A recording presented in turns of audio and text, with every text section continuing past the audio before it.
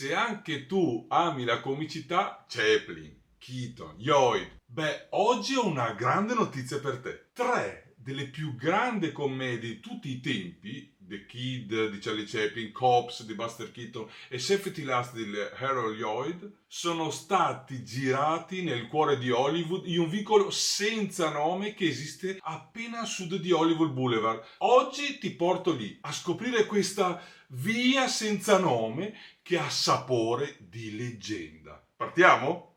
Allora tuffati nel mio mondo. Ciao, io sono Dandy Dan e faccio il comico visuale. Più facilmente la nostra comicità è senza l'uso della parola. In questo canale voglio farti scoprire le origini della comicità, i suoi divi e le star, ma anche cose che non conosci e magari interessanti. Se ami la comicità, conosci questi 3 miti. Facile, vero? Un po' più difficile. Conosci questi 3 film? Non tutti?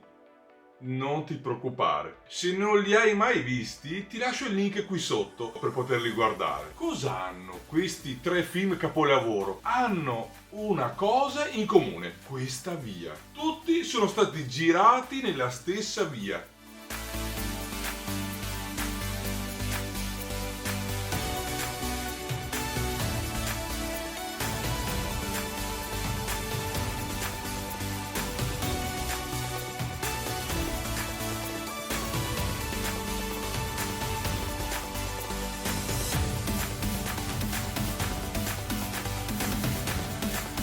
È qui che il piccolo vagabondo di Charlie scopre il bambino abbandonato che adotterà come suo figlio durante le scene iniziali di The Kid.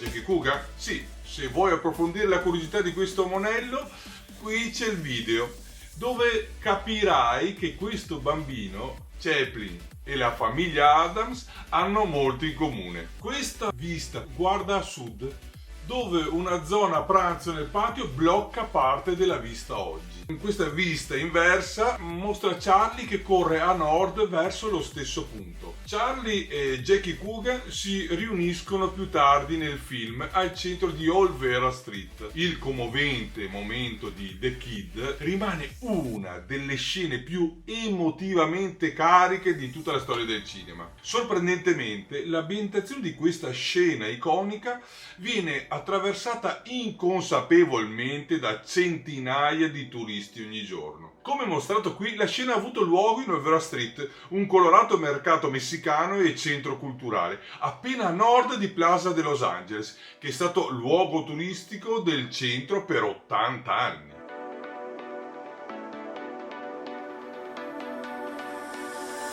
L'estremità occidentale del vicolo di Cahuenga appare nel cortometraggio più famoso di Keaton. Inseguito da una folla di poliziotti inferociti, Buster si ferma in strada e afferra un'auto di passaggio con una mano sola che lo porta fuori dall'inquadratura in salvo.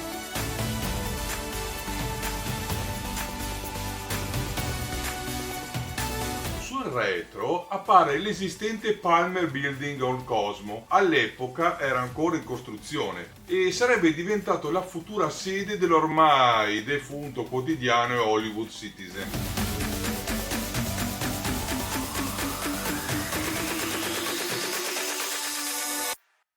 La strada ospita l'edificio più antico della città, la Villa Adobe, costruito nel 1818.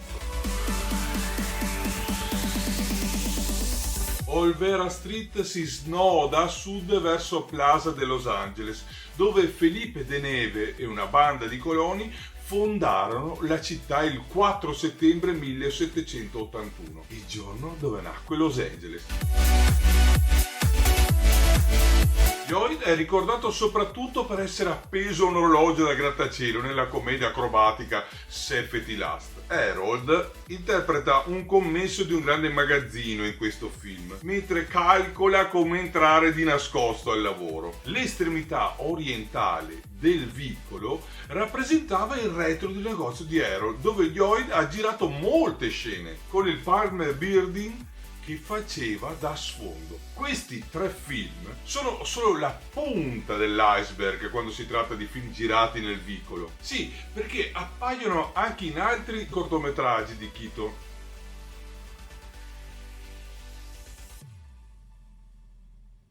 Però fu una donna la prima. La regista pionieristica Lois Weber ha battuto tutti, girando Where Are My Children nel vicolo nel 1916. Sì, lo stesso anno in cui Cleo Madison vi ambientò Eleanor Scotch. Questo tratto di stradina è apparso anche nella serie The Purple Mask del 17. È un vicolo stellare per l'illusionista aereo di Nick, diventato famoso anche con Ben Turpin nel 1924. Ma perché sceglierlo? Come location per le riprese è perfetto. Perché? Perché corre da est a ovest, era ben illuminato tutto il giorno ed era abbastanza silenzioso. E in un'epoca in cui gli studios si stavano espandendo, gran parte di Hollywood era ancora costituita da frutteti, campi liberi, insomma non c'erano molti incroci dell'aspetto urbano tra cui scegliere. Non lo sapevi? Allora ti sei perso questo video.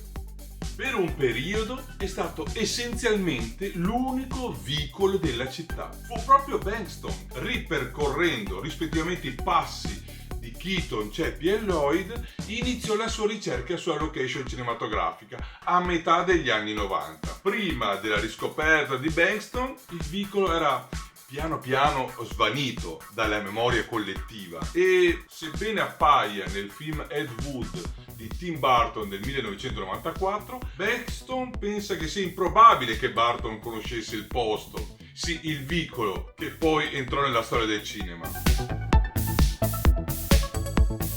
Ci sono alcuni altri siti in cui le strade di Chaplin, Keaton e Lloyd si sono incrociate. Sono un promontorio a Santa Monica e una stazione ferroviaria di Pasadena, distrutta da tempo. Ma questo posto, però, questo vicolo è speciale. Posso assolutamente garantirti che non c'è posto da nessuna parte che abbia 3 delle più grandi star e 3 dei loro film più importanti in un unico punto. Beh, oggi possiamo fare qualcosa di più. Lo sai che possiamo partecipare alla storia del cinema? Se vuoi fare qualcosa per non perdere tale patrimonio, io ti consiglio di fare una recensione su Google Maps. Sì, ti lascio il link qui in fondo e solo così diamo una mano, perché questo vicolo si è intitolato a chi lo ha reso famoso, ai nostri 3 miti, e confermare il valore di questo piccolo spazio leggendario. Dai, che fai? Clicca il link qui sotto e lasciami un tuo commento. Io ti aspetto al prossimo video e iscriviti al canale, aziona la campanella e se vuoi seguirmi,